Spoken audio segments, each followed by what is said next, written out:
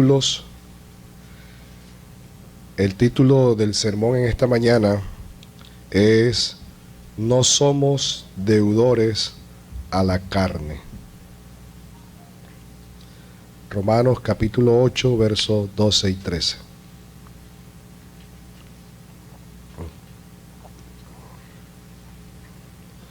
Dice las Escrituras de la siguiente manera: Así que, hermanos, deudores somos no a la carne, para que vivamos conforme a la carne. Porque si vivimos conforme a la carne, moriremos. Mas si por el Espíritu hacéis morir las obras de la carne, viviréis. Amén. Podemos sentaros.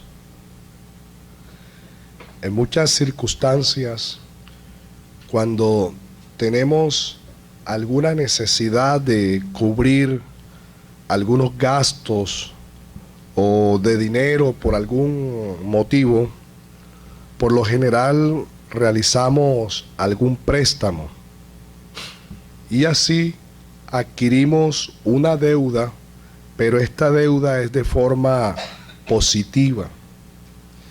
Y es de forma positiva porque nos estamos obligando a cumplir ciertos compromisos pactados en cláusulas y firmamos pagaré como garantía en este caso. Esta figura de compromiso de una deuda bajo este contexto podemos llamarla como una deuda adquirida de forma positiva. Nosotros voluntariamente la buscamos y nos comprometemos en cumplir. Y el apóstol Pablo, en el versículo 12 de nuestro texto base del sermón en esta mañana, habla de deudores somos. Es una palabra que está relacionada con todo lo que ya el apóstol Pablo ha venido enseñando en los versículos anteriores. Es como un conector entre lo que él va a desarrollar de ahí para adelante y lo que él viene desarrollando hacia atrás de este texto. Y comienza con un así que o de modo que. Y se trata de una advertencia, la cual el apóstol Pablo quiere que se le preste mucha atención. Y esta advertencia está dirigida específicamente a unas personas determinadas. Y por eso él usa hermanos. En este caso está dirigida a los creyentes de la iglesia en Roma. En este texto el apóstol Pablo utiliza la palabra deudores para dar la fuerza a la enseñanza que él quiere transmitirle a esta iglesia local o a estos hermanos. Pero no cita esta palabra en un contexto de forma positiva, sino que la está usando de forma negativa. ¿Qué quiere decir eso? Esta palabra deudores adquiere la connotación de obligación. En este sentido, está diciendo a los receptores a quien él le envía la carta a los romanos, los cuales son creyentes que no están obligados. Esta es una forma negativa de esta palabra. La forma positiva es que estamos obligados en cumplir los compromisos pactados dentro de una deuda que hemos adquirido. Pero en forma negativa es que no estamos obligados a contraerla. Ejemplo, cuando le decimos a alguien, endeúdate, esa es una forma positiva. Pero cuando le decimos, no te endeudes, esa es una forma negativa. Y esa es la figura que está usando el apóstol Pablo aquí. En este caso, el texto de la carta a los romanos está hablando de que los creyentes no están obligados con la carne. El creyente no está en obligación con colocarse al servicio de la carne. No tiene deuda alguna para estar al servicio de ella. Ningún cristiano está obligado a servir a la carne, a los deseos de nuestras pasiones desordenadas, las cuales están por fuera de los mandamientos de Dios. Y no estamos al servicio de contraer obligaciones con ella, las cuales van en contra de los mandamientos de Dios. En pocas palabras, la advertencia de Pablo es: no te endeudes nuevamente con ella. Bajo ese contexto podemos entender mucho mejor el texto cuando dice: deudores somos, pero no a la carne, para que vivamos conforme a ella. En las Escrituras vemos una alusión metafórica de la carne como mala, cuando nosotros leemos en muchos pasajes, como algo pecaminoso. Y así lo podemos ver en la carta a los Gálatas capítulo 5, cuando habla de las obras de la carne y el fruto del Espíritu. Pero no debemos de perder de vista que el contexto del Nuevo Testamento, sobre todo muchas cartas que escribió el apóstol Pablo, sus receptores eran griegos, eran gentiles. Y para ellos fue muy fácil entender el contraste que hay entre carne y espíritu. En el mundo griego había una separación entre espíritu y carne. El mundo de los dioses y el mundo de los hombres. El mundo espiritual, donde estaban los dioses, era un mundo sagrado, puro, bueno, perfecto.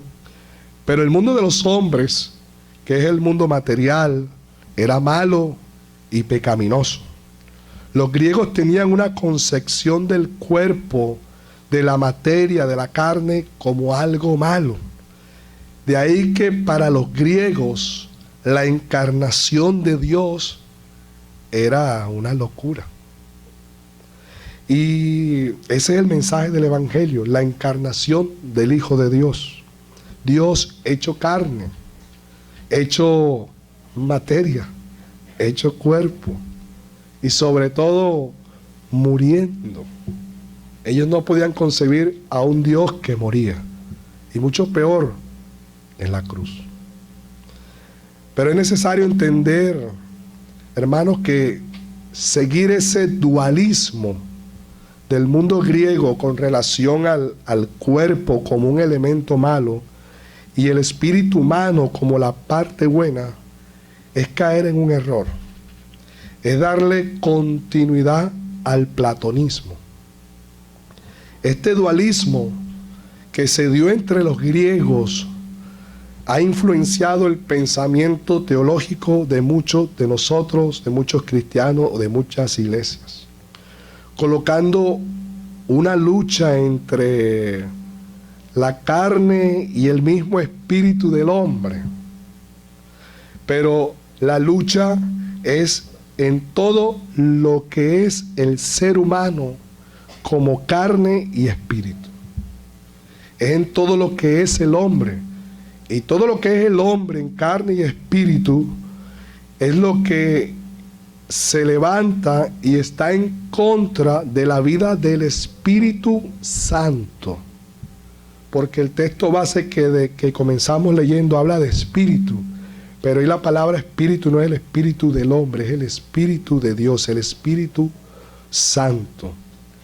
La Biblia muestra al hombre como un ser integral, unido, un ser dicótomo, parte material y parte inmaterial, cuerpo y espíritu.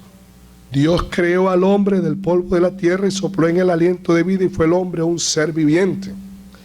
Vemos cuerpo y aliento de vida, parte material y parte inmaterial.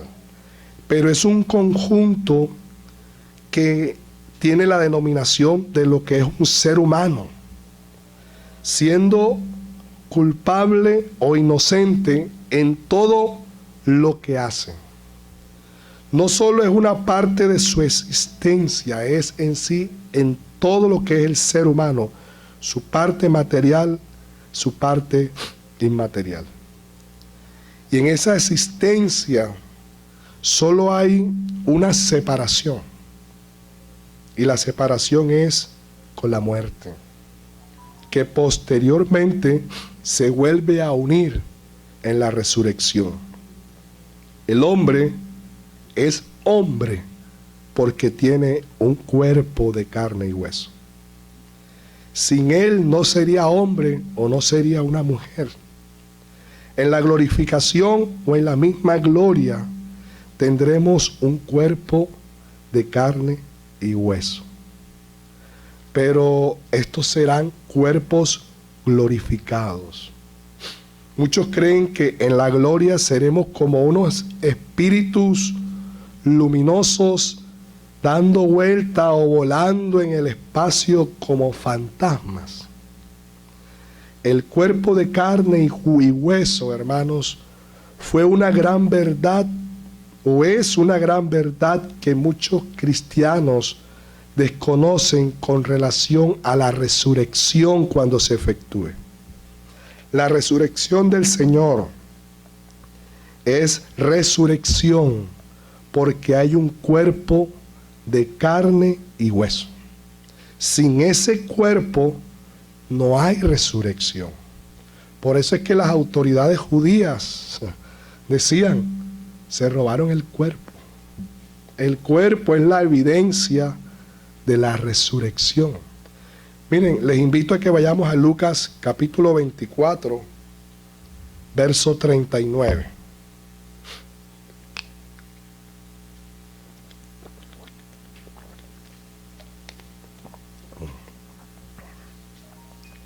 Lucas 24, 39.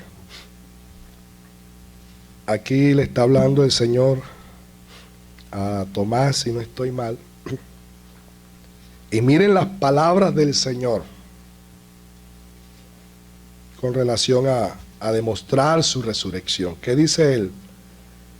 Mira mis manos y mis pies, que yo mismo soy.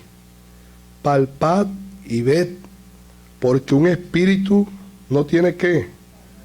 Carne ni hueso, como veis que yo tengo.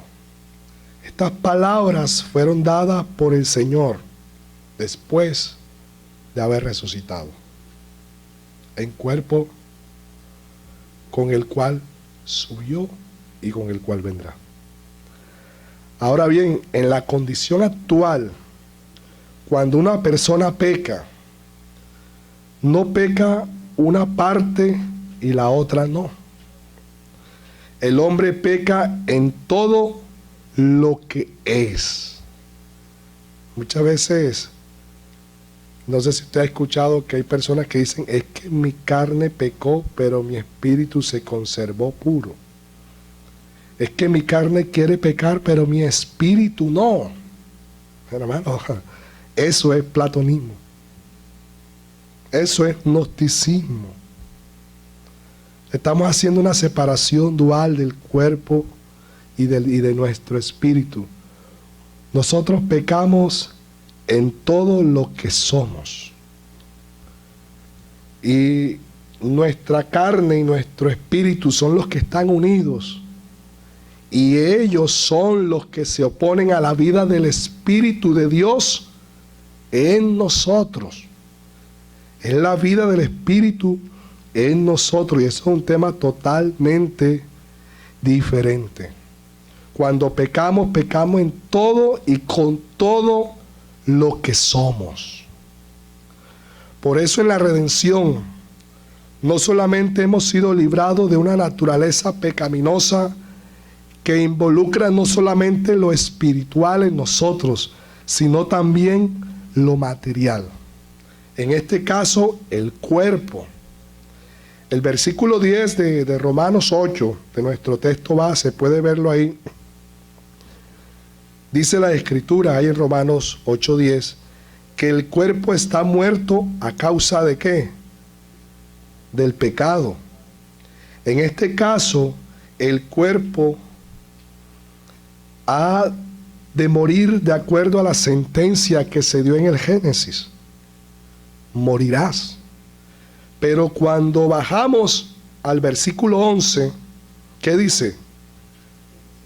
El Espíritu que resucitó a Cristo de entre los muertos, también dará vida a nuestros cuerpos mortales.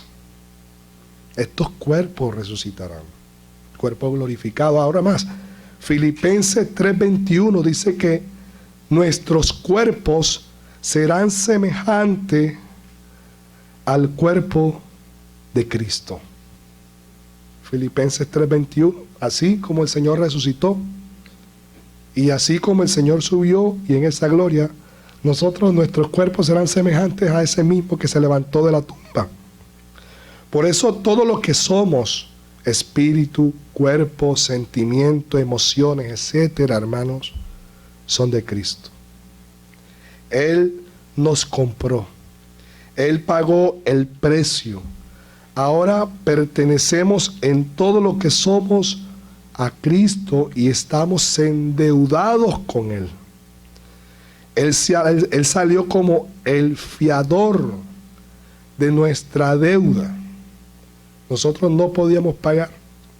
Él fue el que pagó por nosotros con relación al pecado. ¿Para qué volvernos a endeudar con el pecado o con la carne?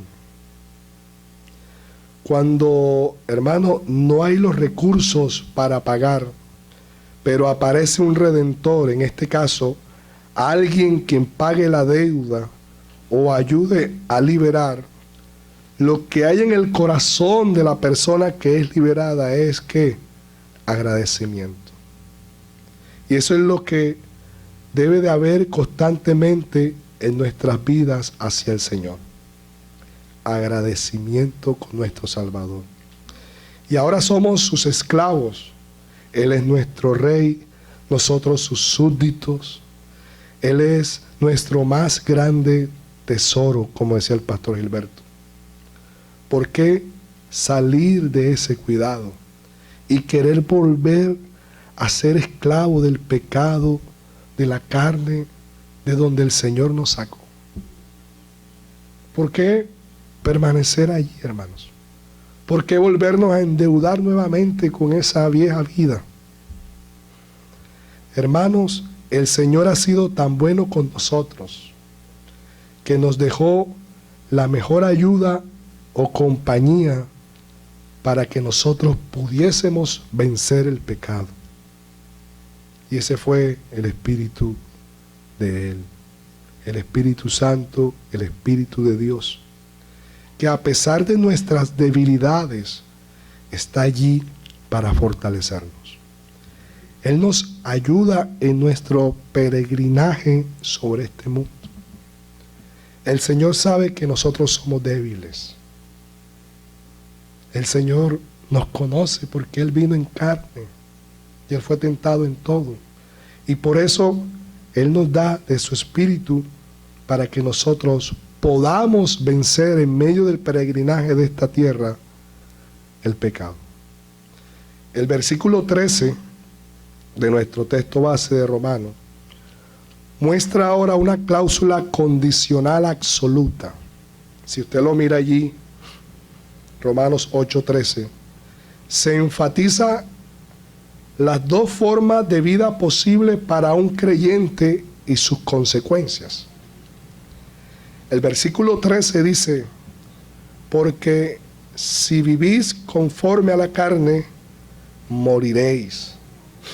Mas si por el Espíritu de Dios, o por el Espíritu, mire que ahí está en mayúscula, ahí está hablando del Espíritu Santo, del Espíritu del Señor, del Espíritu de Dios. Mas si por el Espíritu hacéis morir las obras de la carne, viviréis. Este texto nos muestra primeramente a aquellos que se dejan influenciar por los deseos de la carne y la muerte que se produce en ellos. El versículo habla de moriréis. Si usted lo ve allí, dice moriréis. Estas palabras, hermano, van dirigidas a cristianos en la iglesia de Roma. Y podemos hacernos una pregunta. ¿De qué clase de muerte habla este versículo? Se está apuntando hacia creyentes, hacia cristianos. La respuesta es que habla de una muerte eterna, y en eso están de acuerdo los comentaristas bíblicos. Entonces surge otra pregunta. Si estas palabras están dirigidas a los cristianos, a los creyentes, a personas que han nacido de nuevo, ¿bajo qué contexto entendemos esta palabra moriréis si Pablo la está dirigiendo a la iglesia, no a no creyentes? ¿Será que la salvación se pierde? Dice un comentarista con relación a este versículo lo siguiente, y es que esta es una terrible advertencia para el cristiano. Demuestra cómo aquellos que han recibido algún conocimiento de la verdad de Dios y a quienes Pablo se dirige como a hermanos, pueden estar escogiendo y viviendo un camino carnal. La Biblia tiene muchas evidencias de ello, y muchas veces usted habrá escuchado de alguien que estuvo en una iglesia, pero se apartó y murió en esa condición. A lo mejor muchos dicen, perdió la salvación. La verdad es que se perdió esa persona. La salvación es de Cristo y Cristo nunca se pierde. Pero la Biblia muestra qué pasa en estas personas que supuestamente conocen y se apartan al final. Primero a los Corintios 15:2 dice, por el cual asimismo, si retenéis la palabra que os he predicado, sois salvos. Si no creísteis en vano. Habla de retener y de creer. Habla de retener la palabra que ha sido predicada. Y si no la retiene, creyó en vano. Y uno cuando mira esto dice, ¿cómo así creer en vano? ¿Hay diferentes formas de creer? Pues sí. Hay una fe que es creer para salvación. Y hay otro creer que es un creer crédulo, que cree todo lo que le dicen. Y coge todo lo que le dicen y camina para donde le dicen. Eso es ser crédulo, pero no es tener fe en la salvación. Es más, la Biblia dice que Satanás cree y tiembla. Y muchas veces eso pasa al interior de muchas iglesias. Aquí Pablo le está escribiendo esta palabra ¿a quién? A la iglesia, a los Corintios. 1 Corintios 15:2. A creyentes. Y en esta iglesia, hermanos, sí que habían problemas carnales. Mateo capítulo 13, verso 20 a 23, habla del sembrador y la semilla. La semilla, que es la palabra del reino. Una cayó en pedregales y dice la Biblia que fue de corta duración. Ahí cayó, pero duró poco. Otra entre espinos, pero los afanes y el engaño de las riquezas ahogan la semilla. También llegó, pero se ahogó la semilla. Pero una es sembrada en buena tierra, es el que oye y entiende. El significado es que algunos corazones hay algunos efectos pasajeros de la palabra de Dios. Pero en otros perdura para siempre. La falla no estuvo en la palabra de Dios. La falla está en el terreno, en este caso, en el corazón. Y allí es donde radica el mayor problema del hombre, el corazón, el alma, el ser. Bajo ese texto podemos entender un poco mejor la palabra moriréis. La expresión del texto de Romanos 8:13 es de habéis de morir o moriréis. Miren los tiempos verbales en que está esa palabra. Está escrita de forma escatológica. Escatológica, ¿qué es? Apuntar hacia el futuro. Moriréis. Pablo está hablando hacia el futuro. Podemos interpretar que los creyentes a los que Pablo le escribe esta carta y que siguen un camino carnal, por así llamarlo, porque el cristiano carnal no existe, pero se le llama cristiano carnal, aún no son considerados como muertos. Parece que hay un espacio de tiempo antes que la muerte los sorprenda, porque él ubica esa muerte hacia el futuro. Por lo cual deben oír, entender lo que Pablo está escribiendo y arrepentirse. El texto de Romanos que estamos considerando está siendo dirigido a verdaderos creyentes. Muchas veces lo que hacemos es que este texto se lo aplicamos al no creyente, pero esta es palabra de Dios para la iglesia, no para el mundo. Y al usar una frase condicional, establece que algunos pueden ser guiados por los deseos de la carne y no por el Espíritu de Dios. A esto se les puede considerar, si es posible considerarlo, cristianos carnales.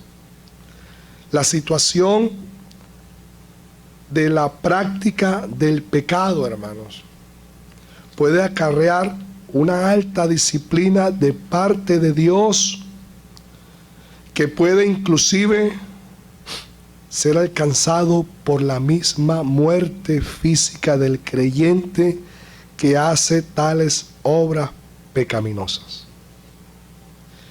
Y en la Biblia tenemos ejemplos. Podemos ver el incesto que había en los Corintios, a quien Pablo dice que el tal sea entregado en manos de Satanás para ver si por medio de la muerte su cuerpo muere, pero su espíritu sea salvo en el día del Señor. Esa fue una situación que se dio en medio de la iglesia a los Corintios cuando Pablo escribe la carta y le dice que hay un caso de un hijo que tiene por esposa a la mujer de su padre. Es un acto, en este caso, de fornicación, y es un pecado practicado de forma sistemática. Y usted sabe quién era ese joven. Ese joven era un miembro de la iglesia donde estaban los corintios. Él pertenecía a la iglesia. Él estaba allí. Por eso Pablo dice, ustedes toleran todas estas cosas. Y él dice, el tal debe ser entregado a Satanás. Entregado a Satanás debe ser expulsado de la comunión, del cuidado, de la protección de la iglesia, para ver si en medio de esa disciplina reconoce, se arrepiente y así sea salvo el día del Señor. Eso es lo que se entiende en este texto. Y este hombre era un creyente, sí, era un creyente. O hermano, en el caso de los que comen indignamente la cena del Señor, Dice Pablo que muchos están enfermos y duermen. Ahí dormir están muertos. ¿O qué pasó en el caso de Ananías y Zafira? Eran creyentes, ayudaban en la iglesia, colaboraban a los apóstoles, caminaban con ellos. ¿Y qué pasó, hermano? ¿Murieron? Yo creo que ellos fueron salvos. Y muchos comentaristas así lo muestran. Pero murieron. Al creyente también le puede alcanzar la muerte por medio de estas cosas. Y esto sucedió en la iglesia de Jerusalén. Y aquí estamos frente a la autoridad apostólica de aplicar juicio repentino y tajante sobre ciertas personas y bajo determinadas circunstancias. Pero ojo, tal autoridad apostólica no la tiene hoy en día nadie. Así que no se asuste porque hay gente que quiere ser como los apóstoles. Vas a morir hoy. Eso fue en ese momento. Fueron palabras dichas por apóstoles. Ananías y Zafira estaban los apóstoles. Con relación a este hombre de los Corintios estaba el apóstol Pablo. Estaban frente a hombres que tenían toda la autoridad directa de Dios. Todo esto nos lleva a considerar los resultados de las obras de la carne. Es un asunto muy serio. No es un juego, hermano. Lastimosamente, muchas personas, buscando apartarse del pecado, se van al otro extremo. Y ven en el legalismo, en el no hagas o hagas, o en el ascetismo, las privaciones de la vida placentera, apartarse de todo, como una vía para llevar una vida moralmente santa y piadosa. Pero eso también es un error. Hermanos, controlar el pecado por nuestras propias fuerzas o esfuerzo es imposible. No podemos. Y en la iglesia todos somos pecadores. Creo que algunos hemos cometido más pecados vergonzosos ahora que somos creyentes de cuando no éramos creyentes. Hermanos, pero esa es la gracia de Dios, ayudándonos y sosteniéndonos en medio de todo esto. Y luchar con nuestro pecado y nuestra fuerza es imposible. Terminaremos frustrados y derrotados. Y tan imposible es que la Biblia lo muestra para liberarnos en ese sentido que es necesario morir. Por eso debemos nacer de nuevo. Pablo lo entiende de tal manera que aplicaba: para mí el vivir es Cristo. Y se fortalecía en la gracia de Dios porque en su debilidad se refugiaba en Dios para ser fuerte y vencer. Es la gracia de Dios la que nos guarda. Es la gracia del Señor la que nos sostiene hasta el final. Fue la gracia de Dios la que sostuvo la vida de grandes hombres en la Biblia. Fue la gracia de Dios la que levantó y restauró al rey David, a Job, a Moisés, a Abraham, a todos estos hombres, a Pedro. La gracia de Dios obrando y regenerando el corazón de pecadores. Agustín de Hipona dijo: tal es la gracia que gratuitamente se da, no por mérito del que obra, sino por la misericordia del que la otorga. En el antiguo pacto, con relación a la obediencia de los mandamientos de la ley de Dios, era: haz esto y vivirás. Mostrando que la expresión de la ley revelaba lo que es bueno conforme a la voluntad de Dios y lo que el hombre está obligado a realizar como ser moral. Esa es la verdadera manera de vivir para con Dios. ¿Me amas? Guarda mis mandamientos. En el nuevo pacto, la santa ley de Dios está vigente, los 10 mandamientos, pero ella ahora han sido escritas en nuestros corazones, en nuestras mentes, para andar en ellos y ponerlo por obra. Cualquier otra clase de vida fuera de los 10 mandamientos, fuera de la vida del Espíritu de Dios en nosotros, fuera de las sagradas escrituras, fuera de la vida de nuestro Señor, es considerada pecado. Así lo muestra la Biblia. Podemos argumentar, pero las escrituras nos dicen que Cristo es la verdad, y si estamos fuera de Cristo no estamos en la verdad. Cristo es la vida, y si estamos fuera de la vida estamos en la muerte. Ahora tenemos la asistencia del Espíritu de Dios para cumplir la santa ley de Dios, bajo el principio del amor.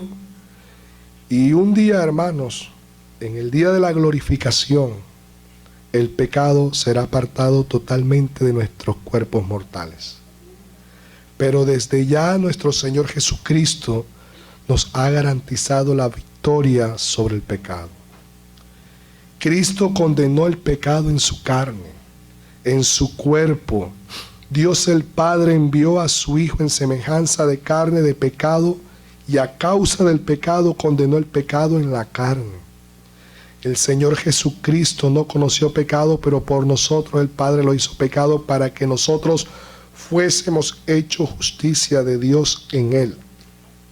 El pecado ya no se enseñoreará más de nosotros.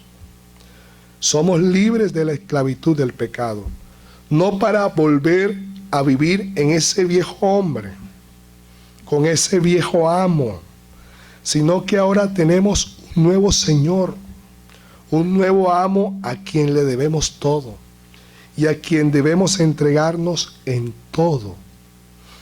Hay una frase que dice: la gracia no anula nuestra responsabilidad, sino que nos capacita para cumplirla. Tenemos el poder de la vida del Espíritu de Dios para obedecer a nuestro nuevo Señor. ¿Por qué endeudarnos con la carne nuevamente, amados hermanos? ¿Por qué vivir para nuestros deseos pecaminosos y no para la gloria de Cristo? ¿Por qué querer volver allá? Si allá no hay nada bueno, hermano. Todo lo bueno está en Dios. Entendemos que vivir en el Espíritu no significa impecabilidad. Vivir en el Espíritu no significa impecabilidad. Aquí podemos fallarle al Señor, pero ¿sabes qué? Hay perdón en Él. Y como creyente luchamos por agradar a Dios. Nuestro viejo hombre se levanta en nosotros.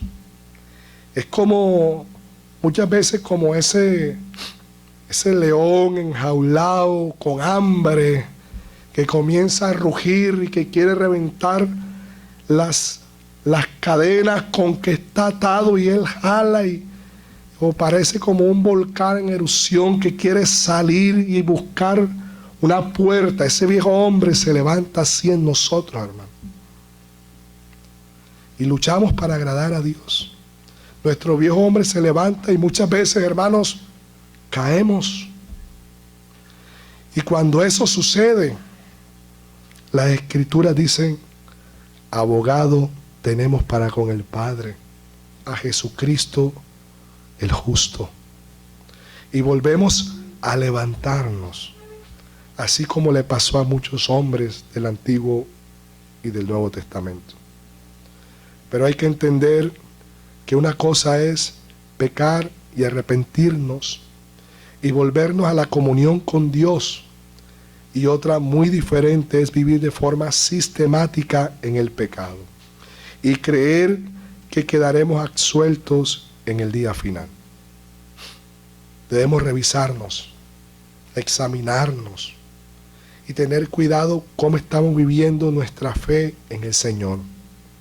Si vemos la gracia de Dios como una gracia barata o una gracia libertina, sin compromiso con Cristo, con la vida cristiana y con su iglesia, tenemos que hacer un pare, mirar al cielo, ver las Escrituras, ver los mandamientos y decirle: Señor, perdóname. Las Escrituras enseñan que en el día final muchos quedarán confundidos y turbados. Muchos dirán aquel día: Señor, Señor, no profetizamos en tu nombre, y en tu nombre echamos fuera demonios, y en tu nombre hicimos muchos milagros. Entonces les declararé: nunca os conocí, apartados de mí, hacedores de maldad. Hay una frase de John Owen que me gusta mucho y dice: mata tu pecado o tu pecado te matará a ti. Mata tu pecado o tu pecado te matará a ti. Si el pecado no es frenado, si no es continuamente mortificado, entonces producirás pecados dominantes y escandalosos que dañarán nuestras vidas espirituales. Pero los que viven bajo el señorío del Señor Jesucristo, bajo la vida del Espíritu Santo, mortificando el pecado, batallando con su propio pecado, tomando la cruz y negándose a sí mismo, haciendo morir las obras de la carne cada día, a estos en el día final dirá el Señor: vengan a mí, benditos de mi Padre. ¿En qué lado de la historia queremos estar? Que el Señor los bendiga, que el Señor los guarde, y les invito a orar. Padre eterno que estás en los cielos, gracias por tu presencia, Señor. Gracias por tu palabra. Señor, nosotros somos indignos pecadores, pero ¿a quién iremos? ¿A dónde vamos, Señor?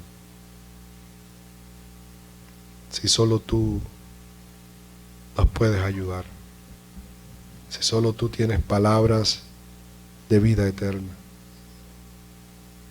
Tú conoces nuestros corazones, Señor. Ningún ser humano conoce el corazón del otro como tú lo conoces. Y tú conoces la intención de nuestra alma y nuestra mente, Señor. Ayúdanos. Ayúdanos a vivir una vida para ti. Una vida apartada de todo aquello que no te agrada. Señor, ayúdanos a odiar el pecado. Ese enemigo fue el que te mató, Señor. ¿Cómo nosotros hemos de ser su amigo? Espíritu de Dios, guíanos cada día. Que ante situaciones podamos ver tu palabra y escoger primeramente tus mandamientos. Ayúdanos a los que estamos luchando y combatiendo con nuestros propios pecados, Señor, a ser fuerte, a refugiarnos en ti. Como dice tu salmo: el que habita al abrigo del Altísimo morará bajo la sombra del Omnipotente. Y diré yo al Señor: esperanza mía y castillo mío, mi Dios en quien confiaré. Como decía el salmista, Señor: ¿a quién tengo yo en los cielos sino a ti? Y fuera de ti nada deseo en la tierra. Ayúdanos, Jesús, Ayuda a mis hermanos aquí presentes. Ayúdame a mí, Señora, a vivirte en esta tierra, a desear más el cielo que esta tierra, a desear más tu presencia que este mundo, a querer vivir constantemente contigo, Jesús, a desear tu venida pronto, poder volar, estar contigo, adorándote en la casa del Padre, juntamente con los ángeles, con mis hermanos aquí presentes y con todos nuestros hermanos en todo el mundo. Gracias, Señor. Gracias por tu perdón. Gracias por esa gracia salvadora en la cual tenemos esperanza en esta tierra. Porque eso da alimento, ánimo y fuerza a nuestro ser. Te lo imploramos en Jesucristo, nuestro Señor, y te damos gracias.